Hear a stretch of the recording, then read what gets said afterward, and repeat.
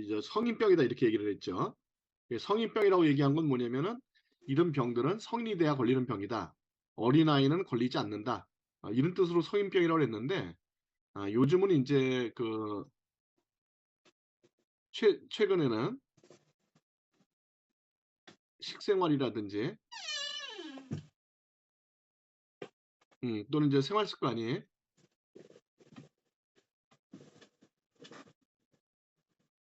이게 이제 서구화되면서 이제 그 젊은 층도 이제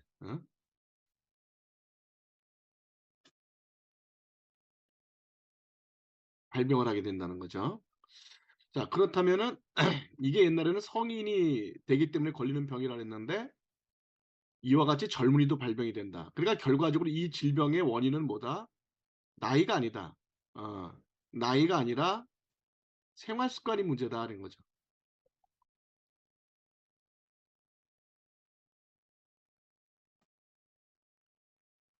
이 잘못된 생활 습관을 오랫동안 지속을 하면 걸리는 병이 이 심혈관계 질환이다. 굉장히 결과적으로 생활 습관병이죠. 한마디로 얘기하면은. 자, 근데 이제 3대 대사성 질환이라는 게 있는데 이 대사성 질환이라는 건 뭘 의미하는 거냐면은 우리가 먹은 음식 중에서 이게 이제 에너지로 바뀌어서 소모되지 않고 중성지방으로 축적이 돼서 이제 몸에 쌓여서 이로 인해서 생기는 질병. 칼로리온이라 그러면은 우리가 탄수화물이라든지 또는 지방이라든지 단백질이라든지 이런 것들은 소화가 돼서 에너지로 만들어지거든요. 우리가 이제 그 살아가는데 필요한 에너지가 이제 만들어지는데 이렇게 해서 소모가 되는 겁니다. 이렇게 소모가 돼야 되는데 이게 소모가 되지 않으면은 지방으로 축적이 되게 되는 거예요. 소모가 되지 않으면 지방으로 축적이 된다. 이 지방들이 혈관이라든지 또는 혈액이나 혈관에 축적이 되는 게 그러면 어떻게 되겠습니까? 혈액순환에 문제가 생기겠죠. 그렇죠?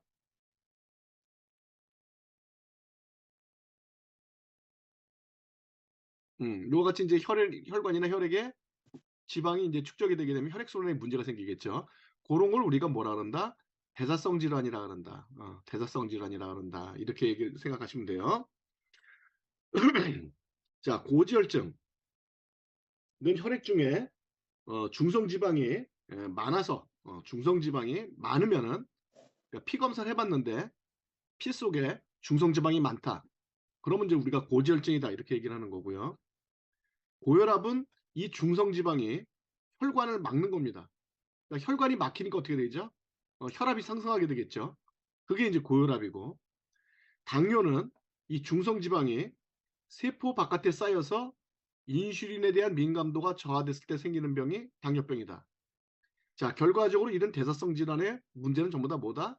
중성지방이다. 예. 아주 간단한 거죠. 그러니까 병원에서는 이걸 어렵게 설명을 하고 그다음에 이제 이걸 뭐 병명을 여러 가지 많이 만들어 놓고 그렇지만은 그 안에 따지고 들어가 보면은 딱 하나 단순하게 딱 하나 뭐다? 중성지방이 많아서 생기는 질병이다. 간단한 거예요. 간단한 겁니다. 근데 이 간단한 걸 몰라서 그게 뭐 대단한 질병인 줄 알고 우리가 평생 안고 살아간다는 거죠. 자, 그래서 3대 대사성 질환의 근본 원인은 중성지방이다. 이유 없이 찾아와 전신 건강을 위협하는 무서운 3대 질환이 있다. 만약 이 질환을 방치하면 뇌로 가는 혈관이 막혀 사망에 이를 수 있고 때론 망막이 손상돼 실명하는가 하며 심장을 멎게 해 위험에 빠뜨린다. 또 심장을 병들게 하고 알이 썩어 들어가는 무서운 합병증을 유발시킨다. 자신도 모르는 사이 혈관과 혈액을 망가뜨리는 질환. 바로 고혈압, 고혈당, 고지혈이다. 수치가 높으면 높아질수록 사망의 위험도 증가하는 3대 대사성 질환. 예방하지 않는다면 그 위협에서 우린 벗어날 수 없다. 예, 현대인이 앓고 있는 질병의 80%가 대사증후군입니다. 이 대사증후군으로 해서 생기는 질병입니다. 그러니까 여러분이 대사증후군에 대한 질병만 잘 관리해도 우리 인간이 걸리는 질병의 80%는 안 걸릴 수가 있어요. 얼마나 이게 쉬운 겁니까? 그죠? 굉장히 쉬운 거죠. 그러니까 지금 여러분 주변에 있는 환자 중에 80%는 대사증후군 환자라고 보시면 돼요. 그러니까 이런 강의를 안 들으시는 분들은 그 병이 무슨 병인지도 모르고 어떻게 관리해야 되는지도 모르고 그냥 평생 그냥 고생하면서 안고 살다 돌아가시는 거예요. 병원 말만 믿고. 자, 그럼 고지혈증이라는 게 뭐냐? 자, 혈액 중에 중성지방이 많아서 생기는 질병이라 했어요. 그쵸? 자, 그럼 일반 사람의 혈액하고 고지혈증 환자의 혈액을 이렇게 빼서 가라앉히면은 자, 위에 이제 혈장이라는 요게 이제 혈장이고 혈장이라고 이제 맑은 액체가 이제 혈장이라고 그러고요. 그다음 요 밑에 이제 혈구, 고체 상태로 돼 있는 게 이제 혈구고, 요거는 이제 액체 상태로 돼 있거든요. 자, 이렇게 이제 분리가 된단 말이죠. 그러면은 일반인 혈액은 이렇게 맑은 액체 상태의 혈장을 볼 수가 있는데 고지혈증 환자는 이렇게 탁합니다. 이게 탁한 게 뭐 때문에 그러겠습니까? 이게 여기에 중성지방이 많아서 그래서 거예요. 지방이 피 속에 많으면 이렇게 피가 탁하게 된다는 거예요. 그러니까 이렇게 중성지방이 이제 많아지면은 요 혈장은 굉장히 잘 이렇게 물처럼 흐르지만은 이 중성지방이 과하다 이런 혈장은 끈적거린단 말이에요. 그러니까 어떻게 되겠어요? 혈액순환이 안 되죠. 혈액이 잘 안 흐른단 말이죠.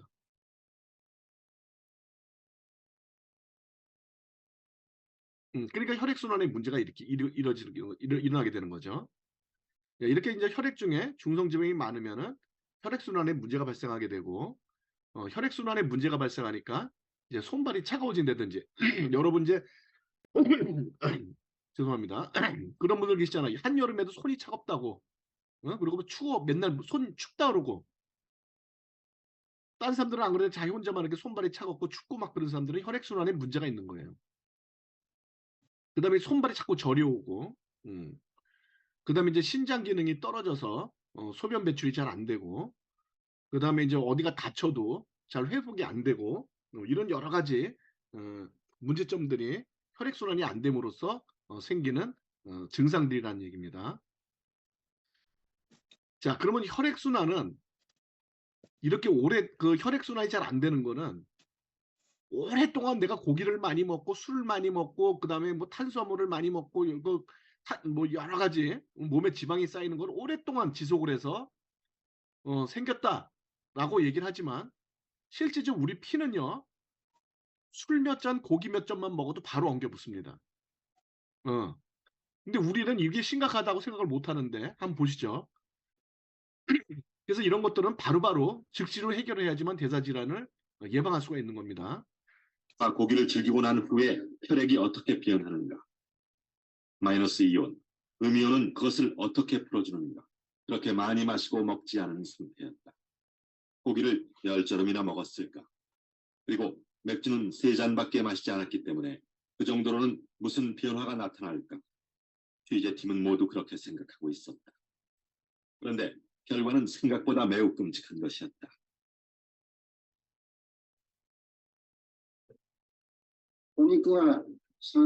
술과 고기는 건강에 별로 좋지 않다.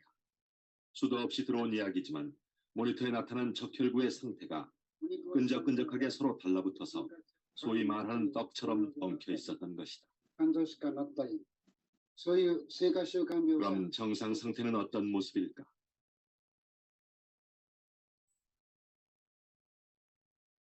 오니시 씨에게 20분이 주어졌다. 그는 엉켜붙은 적혈구들을 위해서 짧은 시간 병원의 인공폭포 곁에 앉아 있었을 뿐이다. 미리 설치해둔 음이온 측정기로 공기 중에 음이온이 얼마나 분포되어 있는지 살펴보았더니 1立方cm당 10,000개가 조금 넘는 수치였는데 이 정도면 매우 양호한 상태라고 한다.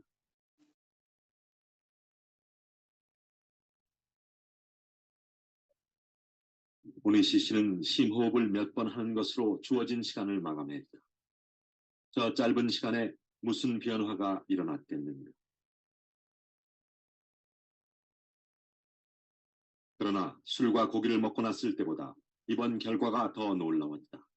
한 20분간의 휴식으로 오니시의 적혈구들은 생생하게 되살아났던 것이다. 포도송이처럼 싱싱한 적혈구와 떡이 돼버린 적혈구. 술과 고기는 모두 생성식품이라 체내에서 활성산소, 즉 양이온으로 변해 피를 엉키게 했던 것이고 이 상태를 혈액이 산화되었다고 한다.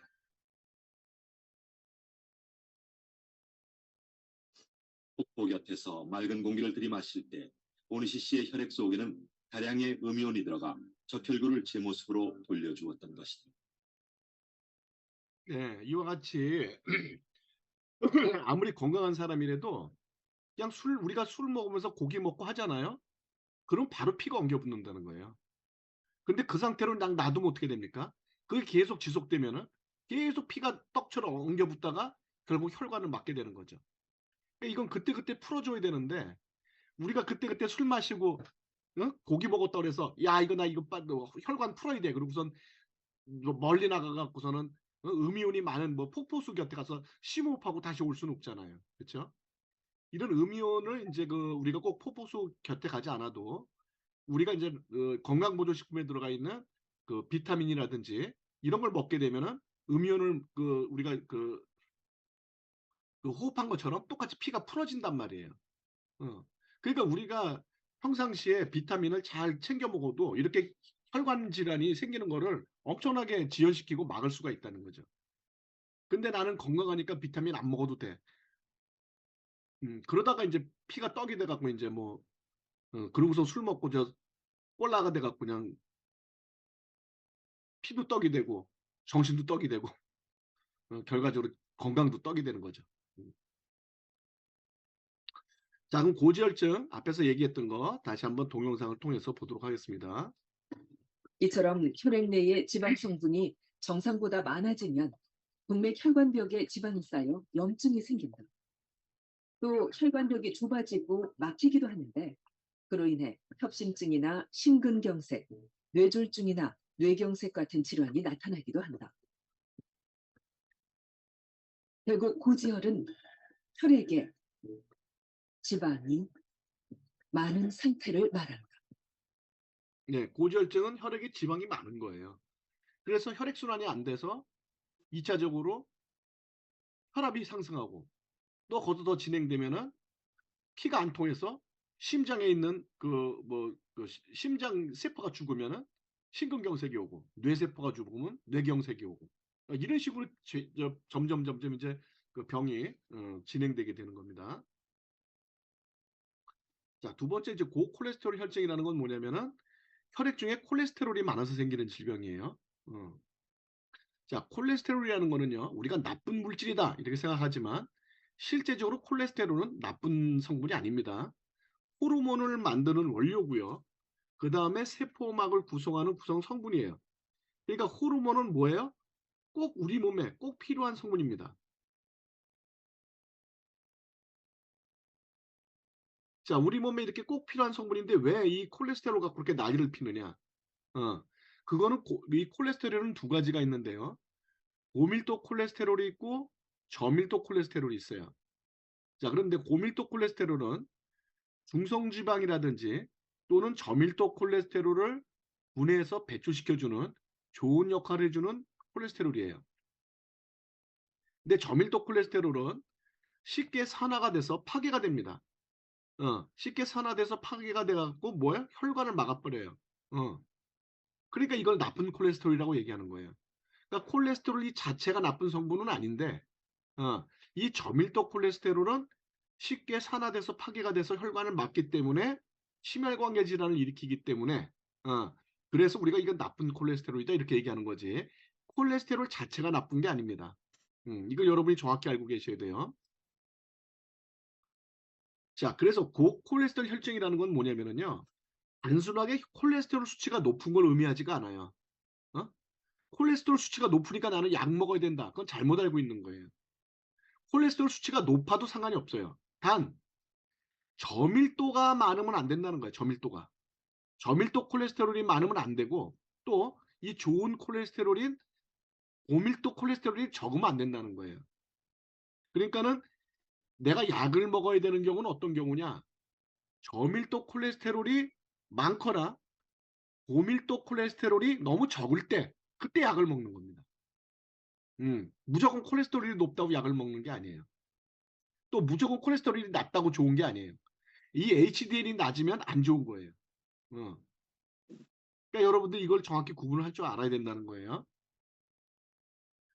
자, 이제 중성 지방이 많아지면은 이 LDL이 이제 증가하게 됩니다. 이거 저기 쉽게 산화돼서 혈관을 막는 이런 그 저밀도 콜레스테롤이 증가하게 되고, 그러면 이게 산화돼서 이제 혈관벽에 달라붙고, 이게 이제 칼슘하고 결합이 됩니다.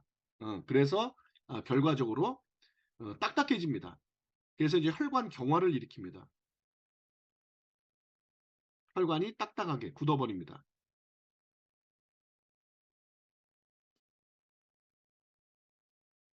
이런 건 이제 우리가 동맥경화 같은 거 있죠. 음. 이런 것들이 뭐냐? 이 LDL하고 LDL이 산화돼서 혈관벽에 붙은 다음에 칼슘과 결합해서 혈관이 딱딱하게 굳어버리는 이런 것들은 이제 LDL이 이렇게 이런 역할을 해주기 때문에 우리가 이제 칼슘을 너무 많이 먹는 것도 좋지 않은 거예요. 어떤 사람은 칼슘을 갖다가 한 달에 뭐 2통, 3통씩 먹는 사람도 있더라고요. 결코 좋은 게 아닙니다. 많이 먹는다고 좋은 게 아니에요. 그거 잘못 알고 있는 사람들이 많습니다. 자, 이거 지워야 되겠네. 밑에 뭐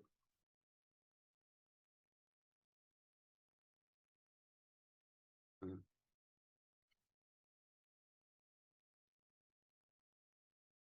그래서 이게 이제 동맥경화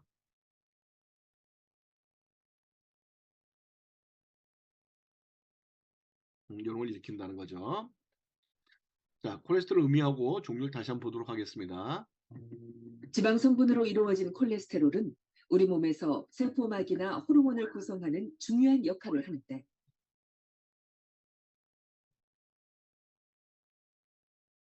콜레스테롤의 30%는 음식 섭취를 통해 얻어지고 나머지 70%는 간에서 만들어진다. 그렇게 만들어진 콜레스테롤은 지방 알갱이에 실려 혈액을 떠다니는데, 콜레스테롤은 LDL 콜레스테롤과 HDL 콜레스테롤로 나뉜다. LDL 알갱이는 간에서 만든 콜레스테롤을 싣고 혈액을 따라 조직으로 운반하는 역할을 한다. 그런데 이때 LDL 알갱이가 혈액 안에 너무 많으면 혈관벽에 스며들어 혈관이 좁아지는 동맥경화가 나타난다. 반대로 HDL 알갱이는 혈관벽에 쌓인 콜레스테롤을 실어 간으로 수송하는 혈관 청소부 역할을 하기 때문에 혈관벽에 쌓인 콜레스테롤을 줄여준다. 그래서 LDL을 나쁜 콜레스테롤이라 하고 HDL을 좋은 콜레스테롤이라고 부른다. 네, 이제 아셨죠? LDL과 그 HDL의 차이점을 콜레스테롤이라고 무조건 나쁜 게 아니다라는 거예요. 자, 그러면 고콜레스테롤 혈증이라는 거를 병원에서 판단하는 기준은 뭐냐? 총 콜레스테롤이 200이 넘어간다. 그래서 240, 200에서 240 정도 총 콜레스테롤이 되면은 고콜레스테롤 혈증의 경계다 이렇게 얘기를 하고, 총 콜레스테롤이 240이 넘어가면은 콜레스테롤이 높다, 고콜레스테롤 혈증이다 이렇게 얘기할 수가 있는데, 고콜레스테롤 혈증이 됐다고 240이 넘는다고 해서 무조건 나쁜 건 아니에요. 왜냐하면 좋은 콜레스테롤이 많아서 넘어갈 수도 있으니까. 그래서 각각 LDL과 HDL은 보면은요, LDL은 130에서 160 정도가 되면은 경계라고 볼 수가 있고, 160이 넘어가면은 이제 그 고콜레스테롤 혈증이라고 볼 수가 있는 거예요. 이러면 이제 약을 먹어야 되는 겁니다. 그다음에 HDL은 좋은 콜레스테롤인데 경계가 40 이하로 떨어지면 안 되는 거. 이건 좋은 거잖아요. 그죠? 40에서 60 정도가 경계고 40 이하로 떨어지면 나쁜 거예요. LDL은 160 이상이 되면 나쁜 거고, 이 HDL은 40 이하가 되면 나쁜 거예요. 이건 만화에 좋은 거니까. 그래서 160 이상이 되든지 LDL이, 또는 HDL이 140 이하가 되든지, 그렇게 되면은 이제 관리가 들어가야 된다는 거죠. 물론 경계 때부터 관리가 들어가야 되지만, 어, 이제 본격적으로 이제 관리를 해야 된다는 얘기죠. 자, 그 현대의학의 발전에 대해서 이제 제가 이제 여러분들이 하도 이제 병원의 의사에 대한 신뢰가 높은 분들이 꽤 많거든요. 병원에 대한 신뢰가 높은 분들이 꽤 많기 때문에 어, 현대의학의 발전에 대해서 좀 여러분한테 좀 설명을 좀 드리도록 하겠습니다. 자, 파스테르 의학이라는 게 있고요. 메치니코프 의학이라는 게 있어요. 옛날 사람들입니다. 전부 다. 음. 이 파스테르 의학이라는 건 뭐냐면은 옛날에 이제 처음으로 우리 인간이 왜 병에 걸렸는지 몰랐는데 이 병원균이라는 거를 발견하게 된 거예요. 병을 일으키는 균이 있다는 걸 발견하게 된 거예요. 처음으로. 지금이야 누구나 다 알고 있지만은 옛날 사람들은 왜 병이 일어나는지 몰랐단 말이에요. 그러니까 병이 일어나면은 마귀 사냥한다고 마녀들 잡아다가 사형시키고 막 그랬잖아요. 그죠? 그만큼 병에 대해서 무지했단 말이죠. 근데 이제 병원균이라는 걸 찾아내고 난 다음에 파스테르라는 의학자는 뭐라고 얘기하냐면은 이 병원균을 전부 다 죽여야 우리가 치료가 된다. 그러니까 우리 몸에 있는 병원균들을 전부 다 죽이는 방법을 연구해야 된다. 그래서 치료의학을 강조를 했고요. 메치니코프는 아니 어떻게 이 세상의 모든 눈에 보이지도 않는 병원균을 다 죽일 수가 있느냐. 그리고 또 그거에 대한 치료제를 어떻게 다 만드느냐. 그건 불가능하다. 우리 몸의 면역을 올리면 이 병원균이 설령 들어온다 하더라도 병이 안 걸린다. 그러니까 우리는 예방의학에 더 힘을 쏟아야 된다. 이렇게 옛날에 주장을 했단 말이죠. 자, 그런데 과거에는 생활 환경이 굉장히 열악했단 말이에요. 지금부터 200년 전, 300년 전에는. 그래서 위상 상태가 열악하고 그러다 보니까 병원균이 굉장히 많았어요. 또 병원에 대한 오염도 많았고 우리가 쉽게 병원균에 대한 이해를 못하니까는 막 더러운 것도 많이 먹고 막 썩은 것도 먹고 막 이랬단 말이죠. 자, 이러다 보니까는 결과적으로 대부분의 질병이 병원균에 의해서 생겼다는 거예요. 옛날에는 주로 죽는 이유가 전부 다 병원균 때문에 죽었단 말이에요. 장티푸스, 이질, 콜레라. 우리가 역병이라 했죠. 역병. 옛날에 이조 시대 때도 역병이 돌면 한 마리 막 전멸하고 막 이래갖고 막 차단하고 이랬잖아요. 그 역병이 뭐예요? 이질, 콜레라, 장티푸스.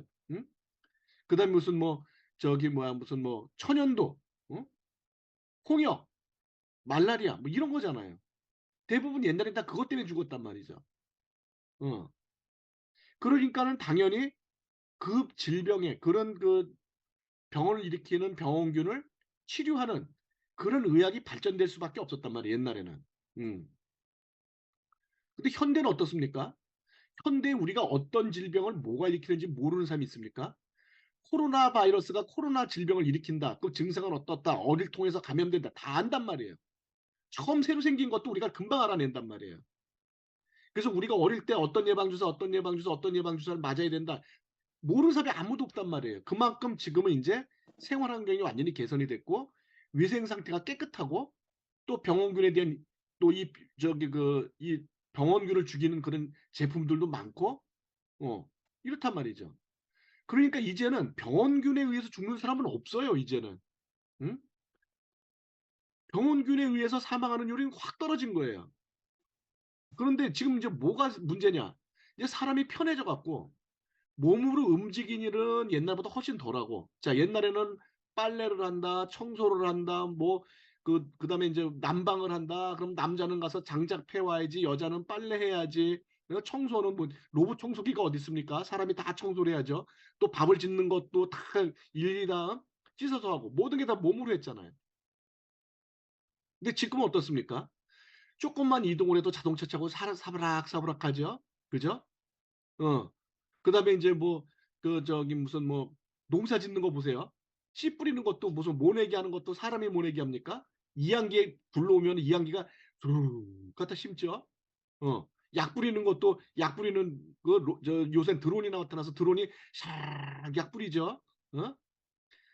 그러고 난 다음에 나중에 추수할 때 되면 또 농기계 부르면 또 와서 주르르 또 추수해 갖고 쌀알까지 탁 탈곡해 갖고 딱 보내죠. 가만히 앉아서 나는 뭐예요? 그냥 농사 짓는 거죠. 옛날과 많이 달라졌단 말이죠. 그러다가 이제 먹는 거는 어떻게 됩니까? 먹는 건 옛날보다 훨씬 더 기름지고 맛있고 칼로리가 높은 음식들을 먹게 된다는 거죠. 그래서 몸에 이제 지방이 끼기 시작해 갖고 그걸로 인해서 생기는 질병이 이제 80%라는 거예요. 자, 그렇다면은 파스텔의 의학으로 발전된 이 현대 의학이 과연 잘못된 생활 습관으로 생긴 이 질병을 관리할 수 있느냐는 거예요. 이걸로 이걸 관리할 수 있냐는 거예요. 어?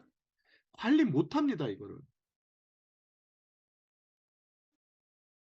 자, 의사들이 주는 약들이 과연 이 잘못된 생활 습관을 치료하는 질병을 치료하는 그런 약들이냐? 아니라는 거예요. 증상만 완화시켜 준다는 거예요.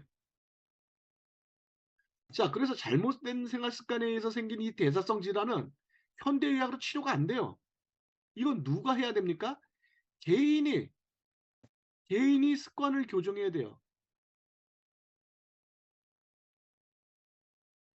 그래야 완치가 됩니다. 병원 약으로는 완치가 안 되는 거예요.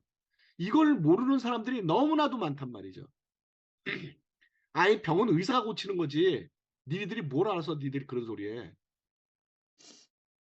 그게 아니라고 해서 이 생긴 병이 옛날에 병원균에 대한 거는 의사가 고치는 게 맞습니다.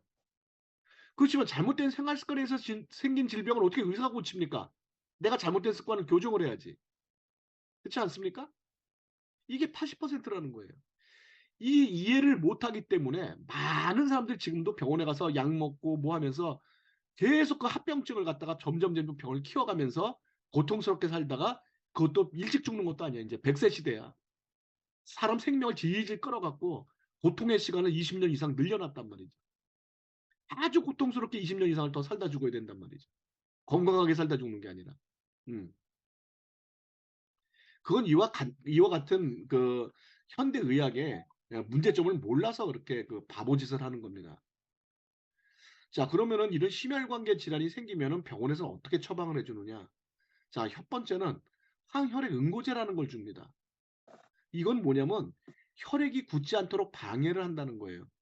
결과적으로 뭐냐면 피가 났을 때 피가 굳지 않는 거예요. 계속 피가 줄줄줄줄 흐르는 거예요. 여러분은 피가 나면은 바로 거기서 이제 피가 굳고 그다음에 따그레이가 생기잖아요. 근데 항혈액 응고제를 계속 먹은 사람들은 피가 한번 나기 시작하면 계속 피가 납니다. 지혈이 안 됩니다. 코피가 한번 나기 시작하면 계속 코피가 납니다. 이런 약을 왜 먹이느냐? 아까 그 고기하고 술 먹었을 때 혈액이 이렇게 서로 뭉치는 거 봤죠? 그렇게 해서 혈액이 굳지 않도록 억지로 풀어주는 약이에요. 풀어주는 거예요. 근데 이걸 풀다 보니까 어떻게 해요? 피가 나와도 멈추질 않는 거예요. 굳질 않는 거예요, 피가. 그 다음에 혈전 치료제. 이건 이제 혈액이 뭉친 거를 풀어주는 겁니다. 근데 이걸 보세요. 이렇게 혈액이 뭉치고 혈액이 끈적끈적해진 거는 문제가 뭐 때문에 그런 겁니까? 중성지방 때문에 그런 거잖아요. 근데 중성지방을 없애준 거냐? 아니죠. 그대로 다 있다는 거예요. 이 피를 끈적끈적하게 만들어주고 그 다음에 혈액을 뭉치게 만든 원인이 뭐예요? 중성지방이에요. 이게 원인이에요. 그쵸? 근데 이 원인은 그대로 있단 말이에요. 그대로 있고 혈액만 잘 흐르도록 만들어준 거라는 거예요. 그러니까 혈액순환만 되도록 만들어준 거라는 거예요. 그러니까 증상은 완화가 되겠죠. 혈액순환이 잘 되니까. 그런데 이 지방은 어떻게 됩니까? 계속해서 내가 생활습관을 고치지 않으니까 점점 지방은 더 증가하겠죠. 그러다가 이제 나중에 더 큰 병으로 진화가 되는 거예요. 그러니까 병원약을 먹는 동안에 증상이 완화되면 병을 키우는 겁니다. 계속. 왜? 내가 증상이 없어지니까 치료가 되는 줄 알고 생활습관을 안 고친다는 거예요. 그래서 병원약만 먹고 방치를 하게 되면은 고혈압이라든지 당뇨, 지방간, 간염, 간암 이런 걸로 발전하게 돼 있어요. 그래서 대사성 질환은 잘못된 생활 습관이 원인이기 때문에 결과적으로는 이 생활 습관을 교정하지 않는 한 치료가 되지 않는다. 이거를 교정해야 된다. 이거 잘못된 생활 습관을 이거를 교정해야 완치가 된다. 그런데 병원에서는 이 증상만 완화시킬 뿐 잘못된 생활 습관을 교정해 줄 수는 없다 이런 얘기예요. 그러니까 병원 치료약은 치료약이 아니다라는 거예요. 그러니까 죽을 때까지 먹으라 그러잖아요. 죽을 때까지. 왜 죽을 때까지 먹습니까? 치료제면은 치료가 돼야지. 치료가 안 되니까 죽을 때까지 먹는 거죠. 또 죽을 때까지 먹는다는 게 장수를 한다는 의미냐? 그게 아니에요. 100살까지 살 수 있는 사람이 이런 질병들을 계속 키워서 80살에 죽잖아요. 그럼 80살에 죽을 때까지 그 약을 먹으라 이 뜻이지. 당신 이 약 먹으면 100살까지 장수한다. 그 얘기가 아니야. 80까지 산 100살까지 살 사람이 당신은 80까지밖에 못 살아. 근데 그나마도 그 80까지 살 때까지 계속 이 약 먹어야 돼. 그나마 그 얘기예요. 그러니까 그런 걸 잘 이해할 수 있어야 된다는 거죠. 응? 그러니까 병원에선 증상을 완화시켜 주면서 하는 게 뭐다? 환자 본인이 생활 습관을 교정할 수 있는 기회를 부여해 주는 거예요. 그렇기 때문에 생활 습관을 교정해야 완치가 된다. 이거를 기억하지 못한다면 영원히 전체 환자의 80%를 차지하는 이 심혈관계 질환을 극복할 수가 없는 겁니다. 환자의 상태에 따라 고지혈증 치료제의 용량이 달라진다. 고지혈증 수치가 매우 높아 고용량을 오랫동안 복용할 경우 근육통이나 근육의 염증, 간 수치 이상이나 당뇨병 같은 부작용 발생 위험이 높아진다. 자, 이런 고지혈증 약은요, 계속 그 혈액을 갖다가 끈적끈적한 혈액을 풀어주는 역할을 해주기 때문에 계속 지방이 쌓이게 돼 있어요, 몸 안에. 그러니까 계속 용량이 늘어납니다. 한 알 먹던 게 두 알로 늘어나고 두 알 먹던 게 세 알로 늘어나고 계속 늘어나요. 이렇게 늘어나다 보면은 이 고지혈증 치료제 부작용으로 간 수치가 떨어지고 염증이 생겨서 통증이 생기고 그다음에 이제 이런 근육 같은데 이런 데 신경계에 문제가 생기고 이런단 말이죠. 그러면서 뭘 하냐 의사는 지네들은 주는 약으로 이렇게 다 망가뜨려 놓으면서 건강보조식품을 먹지 말래요. 어, 간 망가진다고. 지네들이 먹는 치료제도 다 간 망가뜨려 놓으면서. 그러니까 무슨 얘기냐? 간은 내가 망가뜨릴 테니까 당신이 더 망가뜨리면 안 되니까 간은 나만 망가뜨릴게. 너는 더 이상 망가뜨리지 마. 이 얘기예요. 어? 그런 바보 같은 말을 마치 건강보조식품은 나쁘고 병원약은 좋고 이렇게 해석을 하면 안 된다는 거예요. 의사가 내가 간은 내가 망가뜨릴 테니까 너는 더 이상 망가뜨리면 안 돼. 이런 뜻이에요. 음. 의미를 정확히 알아야 되는 겁니다. 자, 그럼 병원약만 먹고 계속 방치하면 혈관이 어떻게 되느냐? 자, 이게 이제 혈관을 지금 이렇게 찢어져 봤더니 이 안에 뭡니까? 허옇게 이게 기름이 꽉 찼죠. 어. 이게 지방하고 콜레스테롤이 엉겨 붙어서 혈관을 완전히 막은 겁니다, 이게. 그러니까 병원약만 계속 먹고 놔두면 이렇게 혈관이 점점 이게 지방이 껴서 꽉 막혀 버리는 거예요. 그럼 이렇게 수술을 해야 돼요. 응? 자, 그다음에 고혈압 환자 혈관을 보면요. 여기 보세요. 이렇게 까만 게 이게 전부 다 이제 혈관인데 여기 좀 얇게 돼 있는 부분이 있죠, 여기. 요렇게 좀 얇게 여기 보시면 이렇게 좁게 돼 있죠. 요렇게 좁게 돼 있죠, 여기. 끊어진 것처럼 보이죠. 어. 이게 기름이 껴서 막힌 부분이에요. 혈액이 흐르지 않는 부분이에요. 음. 이게 이제 고혈압 환자들의 혈관이라는 거예요. 어? 무슨 얘기인지 아시겠어요? 이렇게 혈관이 막혀 버린다는 거예요. 그다음에 혈관이 막히게 되면은 이 심장도 뛰니까 여기도 이제 이렇게 심장에 혈관이 이렇게 있단 말이야. 심장에도 혈관이 이렇게 이걸 우리가 이제 관상동맥이라고 얘기하는데 이 관상동맥이 있단 말이죠. 응?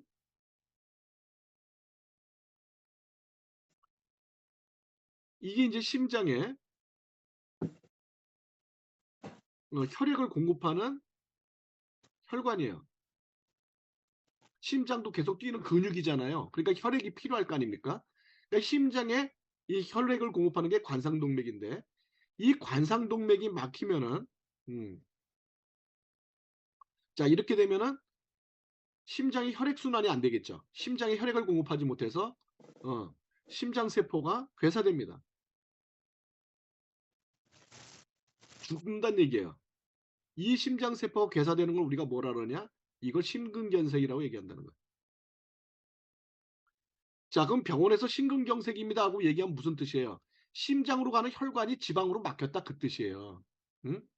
이 심장으로 가는 혈관이 지방에 의해서 지방에 의해서 막혔어. 그럼 어떻게 됩니까? 피가 못 들어가죠. 혈액이 못 들어가니까 여기에 어떻게 됩니까? 심장 일부가 세포가 괴사가 되겠죠. 그걸 심근경색이라는 거예요. 그러니까 병원에서 심근경색입니다. 그러면 그게 무슨 뜻이냐? 심장 혈관이 막혀서 심장 세포가 지금 죽고 있다 이 뜻이에요. 그러니까 뇌혈관 질환도 마찬가지예요. 뇌혈관 어딘가가 막혀버리면은 이 뇌로 이렇게 많은 혈관이 올라가는데, 이게 뇌혈관이 막히면 어떻게 되겠습니까? 뭐 때문에 막히겠어요? 중성지방 때문에 막히는 거겠죠. 아까 그거 보셨잖아요. 혈관 막힌 거 기름 보셨잖아요. 자, 기름에 의해서 뇌혈관이 막힌단 말이죠. 그러면 뇌 조직에 혈액순환, 혈액 공급이 안 되죠. 그죠? 자, 이 뇌 조직에 혈액 공급이 안 되면 어떻게 되겠습니까? 뇌세포가 서서히 죽어가겠죠. 이 뇌세포가 괴사되겠죠. 이 뇌세포가 괴사되는 걸 뭐라 그런다? 뇌경색이라 그런다는 거야. 그러면 병원에서 뇌경색입니다. 그럼 무슨 뜻이에요? 뇌로 올라가는 혈관이 막혔다 그 뜻이야. 뭐 때문에 막혔습니까? 중성지방으로 막힌 거지. 아까 그 혈관에 가서 그 저기 기름 낀 거 봤잖아요. 그러니까 병원에서는 뇌경색입니다 이렇게 얘기하지만 따지고 들어가면 개뿔 아무것도 아닌 거야. 전부 다 중성지방이 혈관이 막은 거예요. 근데 의사들은 그렇게 설명 안 해주잖아요. 응? 여러분들이 이만큼 여러분들이 스스로 병을 알아야 된다는 얘기예요. 음. 자, 이와 같이 이제 뇌혈관이 막히게 되면은 뇌경색이 생기게 된다. 자, 근데 신장도 마찬가지예요. 신장은요, 아주 미세한 혈관들이 많이 들어가 있습니다. 신장에는요. 음. 신장에 보면 이렇게 사구체라 해갖고 이렇게 모세혈관, 아주 미세한 혈관들이 많이 들어가 있는데 이 미세한 혈관이 뭐 때문에 막히겠습니까? 기름 때문에 막히는 거예요. 또 이것도. 그러면은 또 신장 기능이 제 기능을 못 하게 돼요. 그럼 또 신장 기능이 떨어지는 거예요. 어. 자, 그래서 이제 고혈압이 맺히면 이제 고지혈증으로 시작하잖아요. 뒤에 또 이제 쓸 자리가 남나? 그다음에 이제 눈도 마찬가지입니다. 눈도 혈관이 굉장히 많은 조직이거든요. 눈도 이제 혈관이 막히게 되면은 망막 질환들이 생기고 그래서 이제 무슨 뭐 저기 뭐 황반변성이 생긴다든지 또는 시력저하가 생긴다든지 이렇게 되는 겁니다. 이것도 다 혈관이 막혀서 생기는 질병들이에요. 그다음 망막 박리가 생긴다든지. 그다음에 이제 당뇨 같은 거는요. 왜 생기느냐? 이 당뇨는요. 인슐린이 이 세포를 자극해서 세포의 구멍을 통해서 이 당이 들어가서 이 세포 내에서 에너지로 바뀌게 되는데 이 바깥에 지방이 끼게 되면은 당이 세포 안으로 들어갈 수가 없어서 생기는 게 또 당뇨병이에요. 이렇게 세포 안으로 이게 당이 들어가야 되는데 지방층이 생겨갖고 이 당이 세포 안으로 들어가지 못해서 생기는 병이 또 당뇨병이에요. 그래 모든 게 다 지방이라는 거예요. 지방. 응? 응. 자, 그래서 심혈관계 질환은 세균성 질환이 아니기 때문에 병원에서 치료를 할 수가 없는 겁니다. 약으로 치료할 수 있는 질병이 아니에요. 그죠? 그 다음에 병원은 증상을 완화시켜 주는 거지 근본적으로 잘못된 생활 습관에 의해서 지방이 혈관을 막거나 한 거를 치료하는 그런 게 아니란 말이죠. 음. 그래도 심혈관계 질환은요. 하루아침에 생긴 게 아니라 오랜 세월 키워온 질병이기 때문에 잘못된 그 생활 습관에 의해서 또 그 개선을 하는데도 시간이 오래 걸려요. 그러니까 건강보조식품을 먹고 며칠 먹으면 나요? 몇 달 먹으면 나요? 이렇게 물어보면은 아주 웃기는 거야.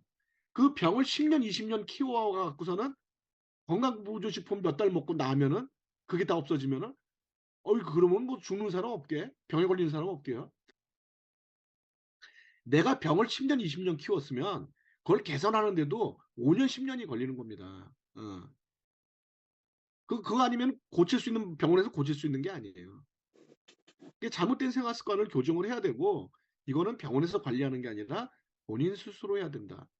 그래서 잘못된 생활 습관이 그럼 뭐가 있느냐? 내가 교정해야 될 게 첫 번째 칼로리 과잉 섭취.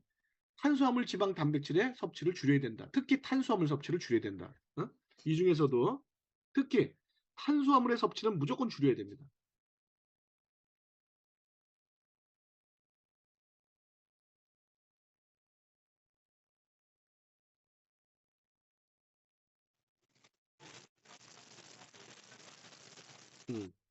이 탄수화물이 가장 문제예요. 이 탄수화물 섭취를 가장 가급적 최소화시켜야 되고, 근데 운동을 열심히 해서 에너지를 자꾸 소모를 시켜서 내 몸에 이런 에너지원이 축적되지 않도록, 지방이 축적되지 않도록 해줘야 되고, 또 지방 대사에 필요한 영양을 충분히 공급해서 지방 대사가 잘 일어나서 에너지로 바뀔 수 있도록 만들어줘야 되는데, 칼로리를 너무 많이 섭취하고 운동이 부족하고 지방 대사에 필요한 영양소가 결핍이 됐을 때, 이게 오랫동안 지속됐을 때 우리는 심혈관계 질환에 걸리게 된다, 이런 얘기예요. 그러니까 이거는 누가 해야 되는 겁니까? 이거 의사가 해야 되는 겁니까?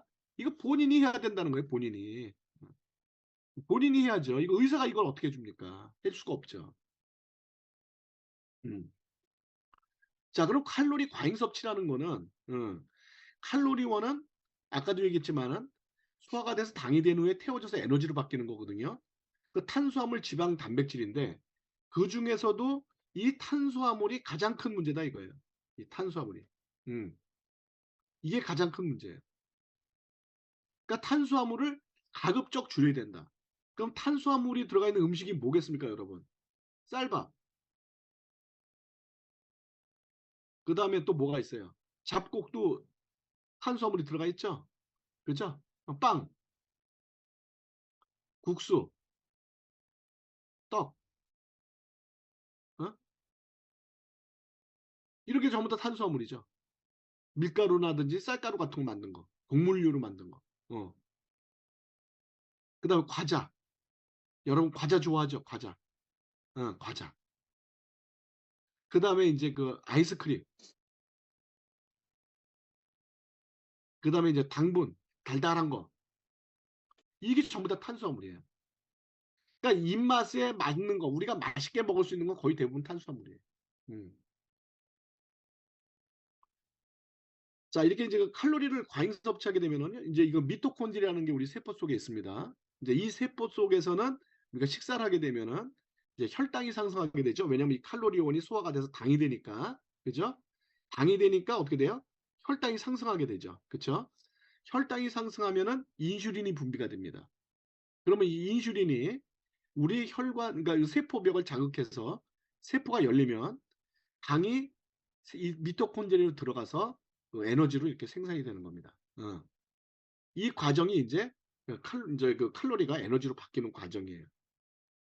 그런데 우리가 칼로리원을 너무 많이 섭취한다. 필요 이상으로 당이 많이 생산이 되게 되겠죠. 그러면 사용하고 남은 당은 다시 지방으로 합성이 된다는 거예요. 그래서 저장을 해 놓는다는 거예요. 그래서 간이라든지 내장 지방, 내장, 그다음에 또는 피하 지방. 주로 여자들은 피하, 그러니까 그 피하 지방으로 들어가고 남자들은 내장 지방으로 들어가고 이렇게 저장을 해 놓는다는 거죠, 지방이. 이렇게 되면은 이제 결과적으로 혈액 내 중성 지방이 증가하면서 심혈관계 질환을 유발시키게 되는 거죠. 그러니까 칼로리온을 과다 섭취해서 이렇게 되는데 그 중에서도 이 탄수화물이 가장 큰 문제다. 이걸 알고 계시면 됩니다. 혈관 속 지방 중 대표적인 나쁜 지방은 중성지방이다. 다른 지방에 비해 비만, 운동 부족, 음주, 탄수화물 섭취 등의 영향을 더 많이 받는 편으로 고지혈증 진단에서 중요한 지표 중 하나로 꼽힌다.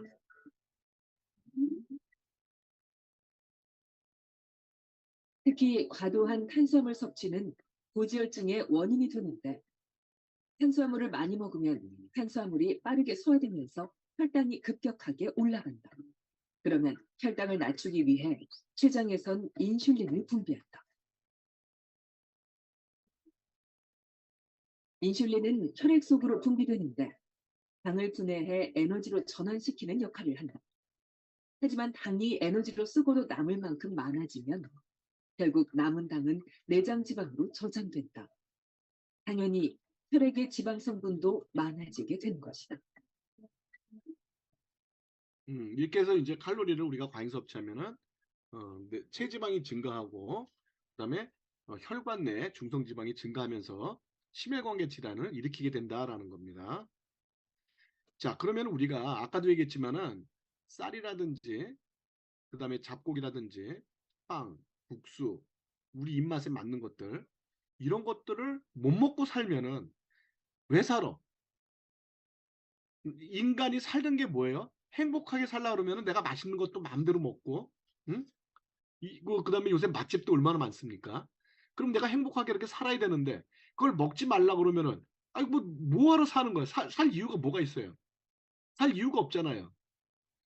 자, 그러면은 우리가 이 칼로리원을 똑같이 섭취하더라도 이 칼로리원이 과잉 섭취되지 않도록 억제해주는 영양소가 있다 그러면은 이거야말로 우리한테 우리 그 삶에 큰 도움이 되지 않겠습니까?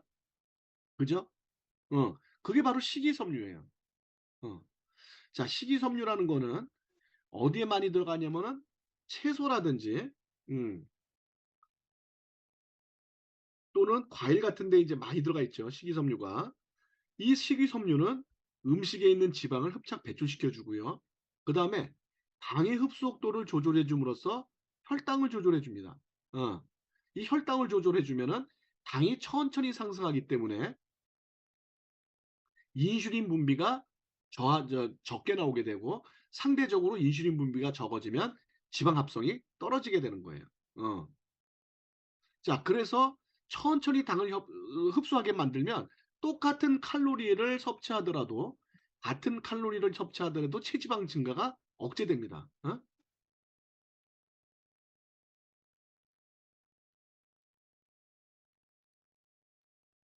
같은 칼로리를 섭취해도 지방 증가를 억제해 줄 수가 있는 거예요. 자, 그러니까는 식이섬유를 한 사람은 먹으면서 항상 식사를 하고 한 사람은 식이섬유를 먹지 않고 식사를 하면은 나중에 식이섬유를 먹고 식사한 사람은 살이 안 찌는데 식이섬유를 먹지 않고 똑같은 음식을 계속 먹은 사람은 살이 찌게 된다는 거예요. 그렇다면 당연히 식이섬유를 우리가 먹어줘야 되겠죠. 그렇죠? 음. 자, 그런데 매끼 우리가 채소와 과일을 충분하게 먹을 수는 없다는 거죠. 매끼 과일, 채소와 과일을 충분히 먹을 수가 없기 때문에 건강보조식품을 통해서 간단하게 이런 그 식이섬유를 우리가 보충해주면 그러면은 우리 얼마나 우리 우리가 저 식사를 마음껏 하면서도 이건 지방 증가를 억제해 주는데 얼마나 큰 도움이 되겠습니까? 그렇죠? 음. 자, 그래서 식이섬유는 식물성하고 동물성이 있는데 식물성은 잡곡, 채소 이런 데 함유가 되어 있고요. 그다음에 동물성은 개나 새우 껍질에 있습니다. 자, 근데 개나 새우 껍질에서 추출한 키틴즈를 고분자로 합성한 게 키토산인데 이 키토산은 식물성에 비해서 지방 흡착과 혈당 조절 효과가 아주 뛰어납니다.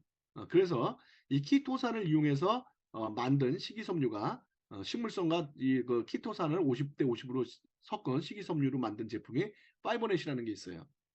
자, 그러니까 몇 끼 식사 전에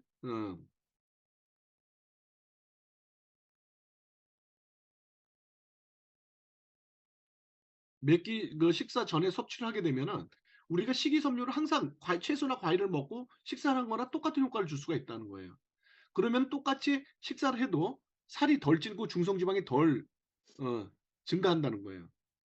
그다음 또 하나는 이제 그 스타투인이라는 게 있는데 우리 새로 나온 건데요. 이건 수용성 식이섬유와 비수용성 식이섬유를 50대 50 섞은 식이섬유거든요. 이것도 굉장히 좋습니다. 어, 그래서 요거는 이제 뭐 각자 이제 선택을 하면 되는데 파이버넷을 먹어도 좋고 스타트윈을 먹어도 좋고 이건 여러분의 이제 선택입니다. 효과는 뭐 둘 다 효과가 있습니다. 자, 그러면 식이섬유를 우리가 이제 먹어서 도움이 되는 걸 하나 예를 들어 볼게요. 자, 우리가 현미 있죠, 현미. 현미를 깎아서 이 바깥에 요 현미를 바깥에 껍질을 깎아서 하얗게 만든 게 백미예요. 그렇죠? 그 현미 안에 뭐가 들어가 있는 겁니까? 결국 백미가 들어가 있는 거죠. 그렇죠? 그 현미하고 백미하고 차이는 이 겉에 있는 이 그 저기 껍데기, 고정 과정의 식이섬유를 제거해서 백미를 만드는 거거든요. 근데 이제 우리가 현미는 건강에 좋고 백미는 건강에 나쁘다고 얘기하잖아요. 그 똑같이 백미도 현미도 백미를 먹는 건데 왜 얘는 건강에 좋고 얘는 나쁘다 그러느냐? 그 이유는 뭐냐면 도정 과정에 뭐가 없어진다? 식이섬유가 제거됩니다.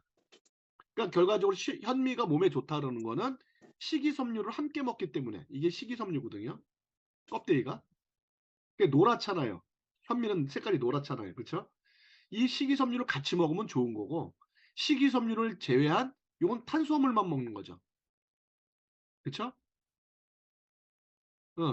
탄수화물만 먹는 거는 나쁘고 탄수화물과 이건 탄수화물이죠. 안에는 탄수화물과 식이섬유를 같이 먹는 건 좋은 거다. 이런 뜻이에요.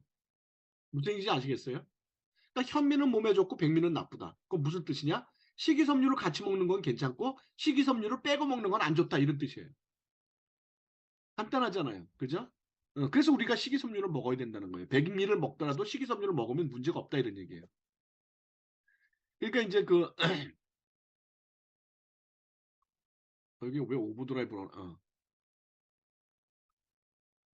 오버드라이브가 아니라요. 여기 파이버넷입니다. 죄송합니다.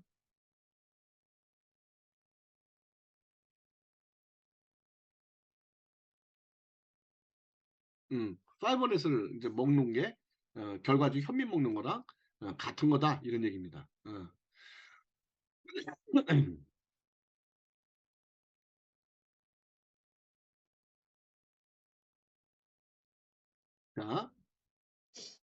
자, 그다음에 영양소 결핍. 칼로리원을 에너지로 만드는 과정에 많은 양의 영양소가 필요합니다. 미네랄이나 비타민 같은 게 필요한데 이렇게 탄수화물, 지방, 단백질이 글리코겐으로 변해서 포도당으로 변하고 또 글리세린이라든지 지방이 글리세린이나 지방산으로 변하고 단백질이 아미노산으로 변해서 결과적으로 에너지원이 되는 이런 과정에 빨간 색깔로 되어 있는 모든 부분에 비타민이나 미네랄이 필요한데 특히 비타민 B군이 얘가 이제 대사에 굉장히 중요한 대사에 반드시 필요한 어, 비타민이라는 거예요.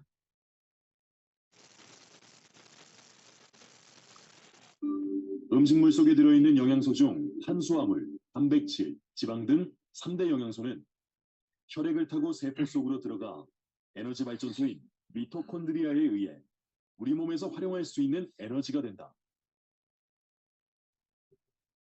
그런데 이들 3대 영양소의 산화 과정에서 반드시 필요한 것이 각종 효소들로 이루어진 비타민과 미네랄 등 미량 영양소인 것이다. 칼로리는 없지만 다량 영양소를 잘 태워주는 역할을 하기 때문에 미량 영양소 섭취가 부족해지면 미토콘드리아에서 필요한 만큼 에너지를 못 만들어내 피로를 느끼게 되는 것이다.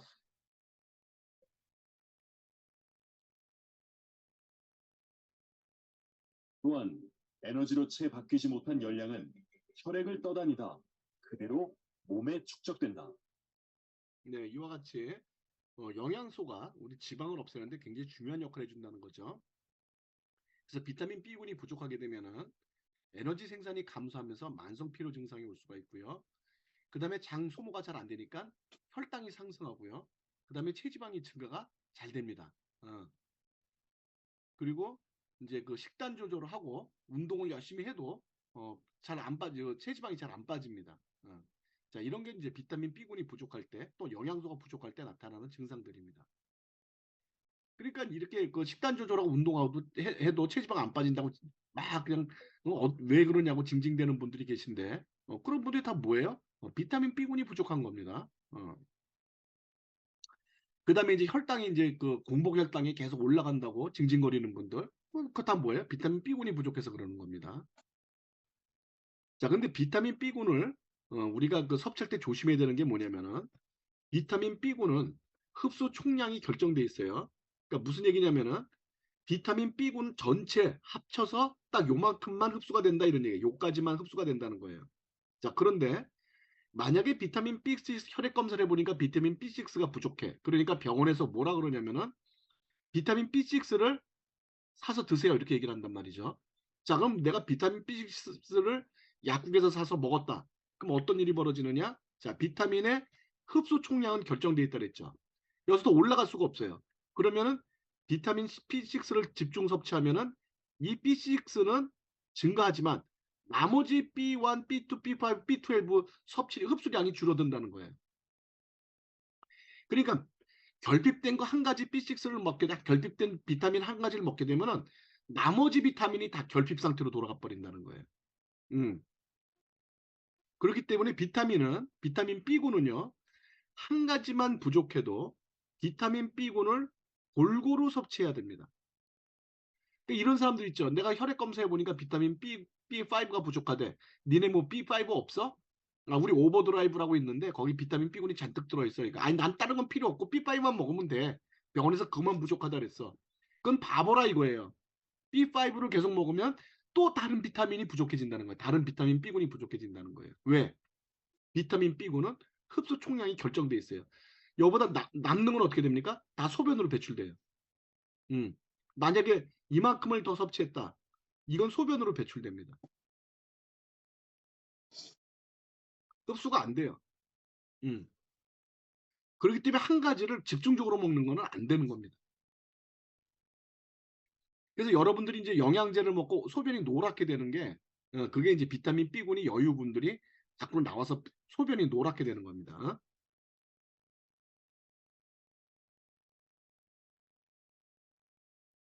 이건 나쁜 건 아니에요. 소변 노랗게 그 비타민 B군이 부족한 것보다 비타민 B군이 남아서 배출되는 게 훨씬 나은 겁니다. 그러니까 한 가지 비타민 B군만 집중 섭취하지 말라는 얘기예요. 자, 그래서 맥주 효모에 그 천연 비타민 B군이 가장 이제 그 잘 들어있는데 이 맥주에서 뽑은 천연 비타민 B군을 갖고 만든 제품이 오버드라이브라는 게 있어요. 그래서 이런 모든 비타민 B군의 완벽한 비율을 갖고 있고 그 다음에 이제 그 천연 비타민 B군이고요. 그 다음에 이제 파파인에서 나온 파파인이라는 물질이 우리 그 근육에 있는 피로 물질을 배출시켜주는 데 도움이 되고요. 그 다음에 이제 브로멜라인이라는 게 있는데 요거는 이제 파인애플 추출물인데 복부 지방을 분해시키는 이런 성분들이 이 오버드라이브에 들어가 있습니다. 그러니까 여러분들이 이 오버드라이브를 지방을 제거할 때 지방을 우리가 빼고 싶을 때 이 오버드라이브를 먹어주면 거기에 지방 대사에 대한 어떤 그 대책이 될 수가 있고요. 그다음 또 하나는 이제 뭐 이번에 새로 나온 이제 마이엣지라고 있죠. 요게 이제 식사 후 혈당 조절을 해주는데 이 마이엣지 먹을 때도 반드시 오버드라이브를 함께 먹어주는 게 좋습니다. 이거 함께. 이게 비타민 B군이 부족하면 마이엣지를 먹어도 혈당 조절이 잘 안 됩니다. 자, 세 번째는 운동 부족이에요. 자, 운동을 하면 많은 에너지가 필요하죠. 그럼 우리가 지방을 분해시켜서 당을 그 생산한 후 이 당이 미토콘드리아에서 태워져서 에너지가 생산이 되죠. 앞에서 얘기했듯이. 그럼 이제 체지방이 감소될 수밖에 없죠. 운동을 하면은. 자, 이렇게 당을 태워서 에너지를 생산하는 곳이 세포 속의 미토콘드리아다. 그러니까 미토콘드리아가 많으면은 에너지 생산이 증가되면서 체지방이 감소하게 되겠죠. 그 미토콘드리아를 증가시키려고 그러면 운동을 많이 해야 됩니다. 근데 이제 평상시 운동하기가 어렵잖아요. 그 운동 싫어하는 분도 계시고. 그런 분들은 알스키어드를 드시면 됩니다. 이 알스키어드를 먹게 되면은 운동하지 않고도 세포 속의 미토콘드리아 개수를 증가시킬 수가 있어요. 이건 그 세계에서 유일한 이렇게 운동 없이 세포 내 미토콘드리아 개수를 증가시킬 수 있는 거는 파마넥스밖에 안 나옵니다.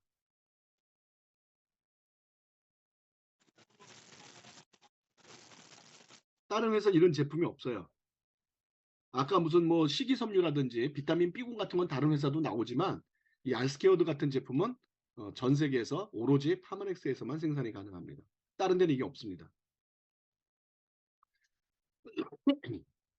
그 다음에 이제 쉐이프S라는 게 우리 새로 나온 게 있는데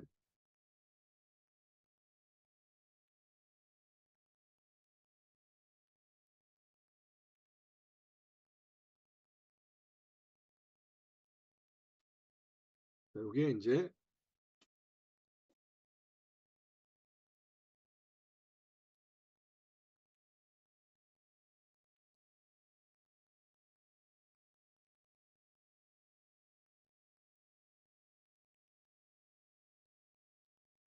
그다음에 CFS라는 게 있는데 이 CFS는 근력을 향상시키고 또는 이제 그 야식이라든지 군것 이거 아닙니다. 죄송합니다.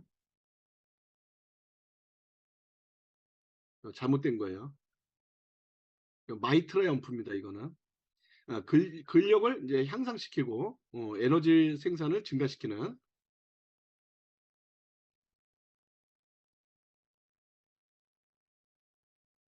이런 효과가 있는데 일반적으로 알스케어드가 훨씬 더 효과적입니다. 이게 효과적이고 요 CFS를 먹는 경우는 어떤 사람이 먹냐면 고혈압이라든지 그 다음에 뇌졸중 또는 뇌경색 또는 그 심근경색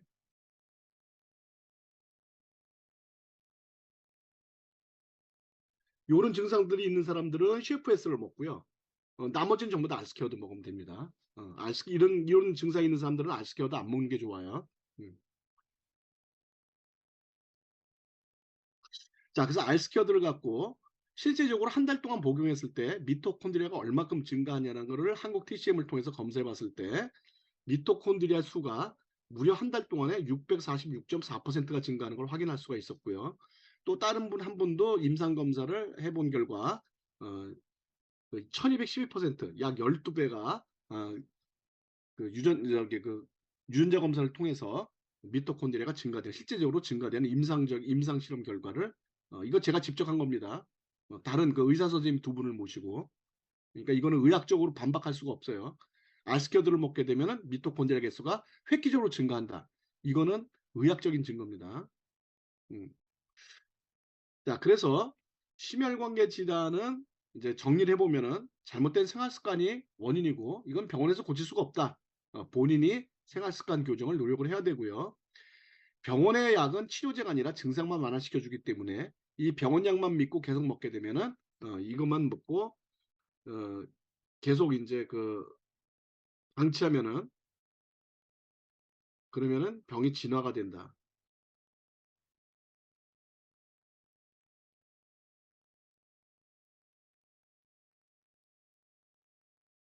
그러니까 뇌경색, 뇌질환, 동맥경화 이런 사람들은 맨 처음에 시작은 뭐로 시작했습니까? 고지혈증으로 시작한 거예요. 그럼 병원에서 고지혈증 약 먹으니까 그거 먹다가 이제 고혈압이 오게 되는 거죠. 그럼 또 고혈압 약을 추가해. 또 고혈압 약 먹다가 또 뇌경색이 와. 그럼 또 병원에 실려가. 막 이렇게 되는 거예요. 그래서 이제 생활 습관을 교정하는데 도움이 되는 그런 건강보조식품을 먹으면서 생활 습관을 교정해야 되는데 칼로리 과잉 섭취를 줄이기 위해서는 식이섬유를 먹어야 되는데 이때 도움이 되는 게 파이버넷 또는 스타트윈 그다음에 영양소 결핍 같은 거는 비타민 B군 이걸 열심히 먹어줘야 되는데 오버드라이브를 먹으면 충분히 거기에 대한 대책이 될 수가 있고요. 세 번째로 운동 부족은 미토콘드리아를 증가시켜야 되는데 이건 알스케어드 또는 CFS 이 두 가지 중에 하나를 선택해서 먹으면 되고요. 그 다음에 혈관에 끼어있는 여러 가지 노폐물들을 제거하기 위해서 그 콜레스테린 요거는 이제 그 LDL과 중성지방을 감소시켜주는 역할을 해주고요. 예, 요건 좀 잠깐 보겠습니다. 이 홍국균의 발효 과정에서 분비되는 그 붉은색 물질 속에 들어있는 성분이 바로 이 모노콜리 K라고 하는 건데요. 간에서 콜레스테롤을 만들어주는 효소의 활동을 억제하게 됩니다. 그러면서 좋은 콜레스테롤, 즉 HDL 콜레스테롤 수치는 올려주고 그다음에 동시에 나쁜 콜레스테롤은 LDL 수치를 낮춰주기 때문에 콜레스테롤을 낮춰주는데 정말 결정적인 도움이 준다.